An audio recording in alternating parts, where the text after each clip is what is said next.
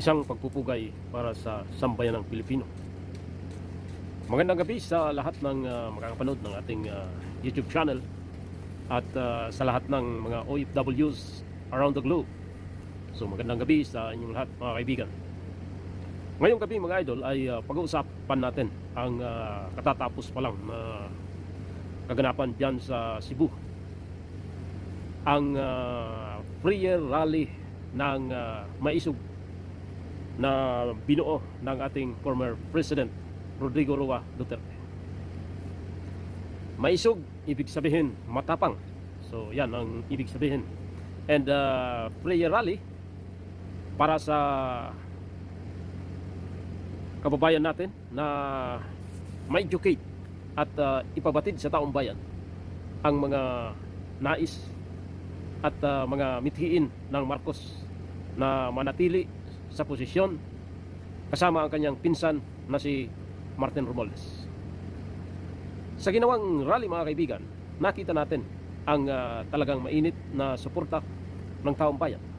And inorganize ito ng former President Rodrigo Roa Duterte. At iba't ibang mga personalidad ang nakilahok sa naturang prayer rally para labanan ang gobyernong Marcos na nagsusulong ng tinatawag na Charter Change o People's Initiative.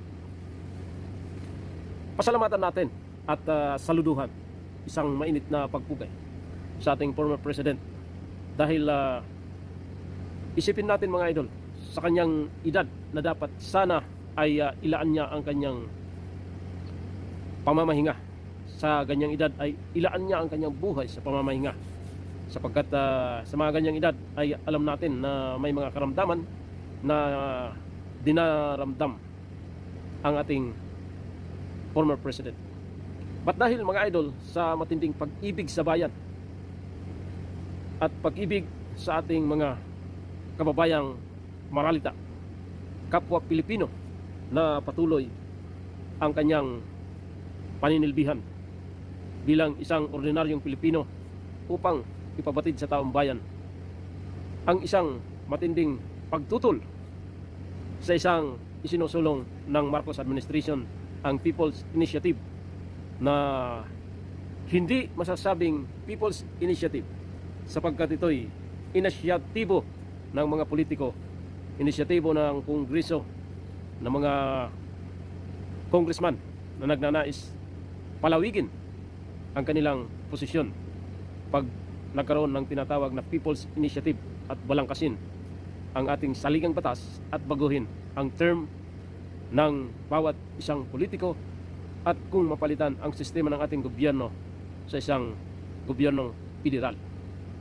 Sabi ko nga, ang isang gobyernong federal ay ang magpapatakbo ay isang prime minister. So it's depend upon to the situation mga idol, kung ano yung nais i-move ng administrasyong ito para baguhin ang saligang batas at palawigin ang kanilang termino. Sa ating nakikita mga idol, ating napagtatanto na during the time of his father, ang Pilipinas ay ganito rin, nagkaroon ng pagkakahati-hati sa sistemang politikal, sistemang gobyerno na napuno ng korupsyon, napuno ng kasakiman sa kanyang posisyon. During the time of Marcos Sr., ang gobyerno ng Pilipinas ay kahalintulad ng nangyayari sa ating bansa ngayon, kung saan yung ating mga mamamahayag ay unti-unting binubusalan upang sa ganun mga kaibigan ay hindi maipabatid sa taong bayan ang tunay na nangyayari sa ating lipunan. Alam naman natin na ang mga kababayan natin sa mga nasa malayong lugar, sa mga lugar na kung saan ang tanging pinakikinggan ay ang maliit na radyo kung ano ang nangyayari sa ating lipunan, at doon din sila nakabase kung anong oras na, sapagkat yun ang kanilang orasan.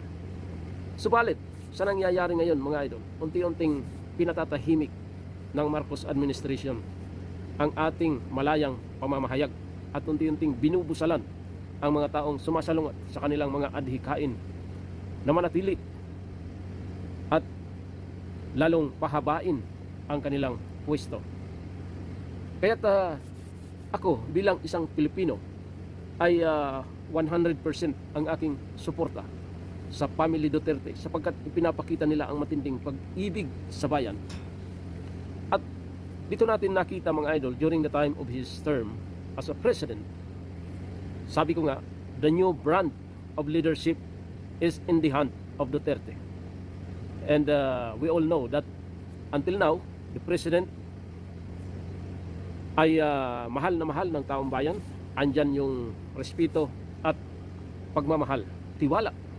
Sapagkat kung ikaw ay isang simpleng mamamayan na walang matibay na pag-ibig sa bayan at the age of 76 or 77, hindi mo na kailangang mag-organize at makialam sa nangyayaring takbo ng ating gobyerno sa hinaharap.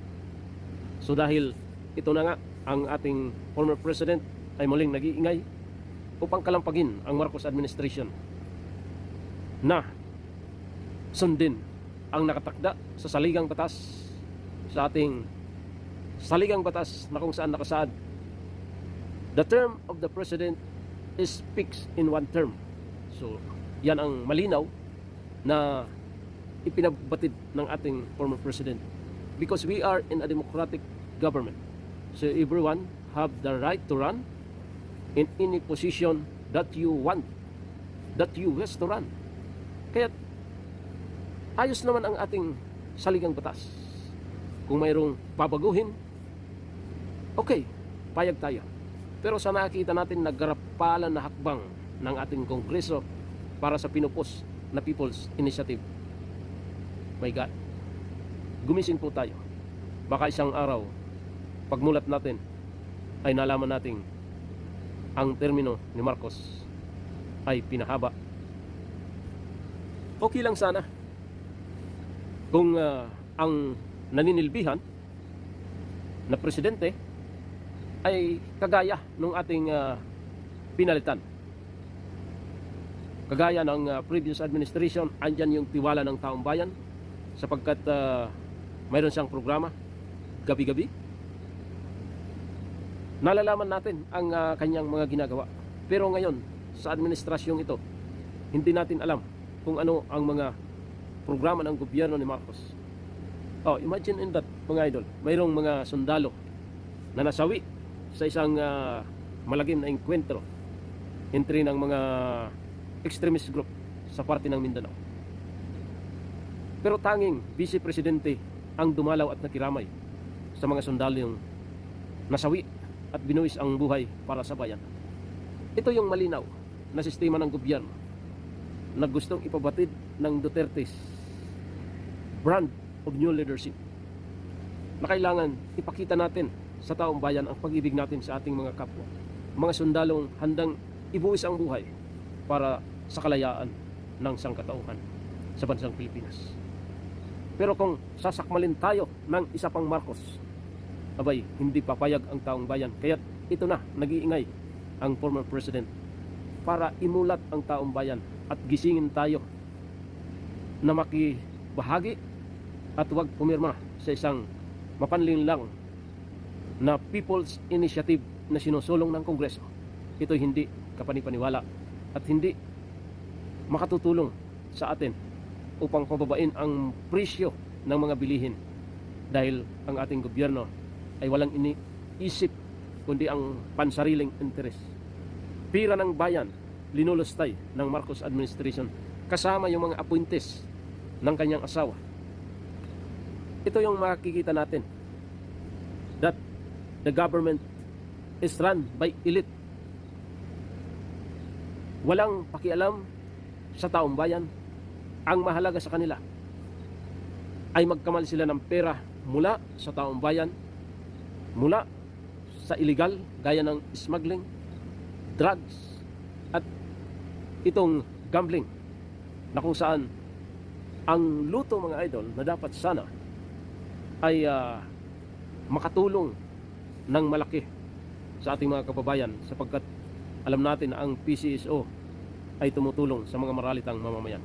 Pero ano pang maitutulong ng PCSO kung mismong ang ating gobyerno, ang mga tauhan, kaibigan na inappoint ng ating presidente ay ang nagpapasasa sa pirang dapat mapunta sa mga taong nangangailangan ng gamot, sa mga taong nasa ospital na hindi makalabas. Alam natin ang PCSO ay malaking tulong sa ating mamamayan. At ngayon, anong aasahan natin sa kanila? Nakakalungkot isipin mga idol na ganito yung ating ipinaglaban na unity. Unity, sabi nga ni Mayor Rama ng Cebu. During the time of campaign period, we will shout to the Cebuanos, Unity Team, BBM Duterte. But now we shout BBM Duterte again. But there is a big question mark in the Unity Team right now. Nagkakahati-hati ang opinyon ng sambayanang Pilipino dahil sa ating ipinaglaban na dapat sana ay magpapatuloy sa programa ng Duterte. Pero sabi ko nga, itong si Inday Sara ay kumuha lang ng isang batong ipupukpok sa kanyang ulo. Maraming salamat at naway lagi tayong nasa maayos na kalagayan sa kabila ng mataas na bilihin sa ating bansang tinubuan. Huwag tayong pumayag na muling dayain ng isa na namang mapanlinlang na gobyerno at isa na namang Marcos ang sisikil sa ating karapatan at isa na namang Marcos ang magpapayaman sa pira ng bayan. Salamat. Mabuhay po tayo. Taas noo bilang isang Pilipino na may pag-ibig sa ating bayan na tinubuan. Salamat.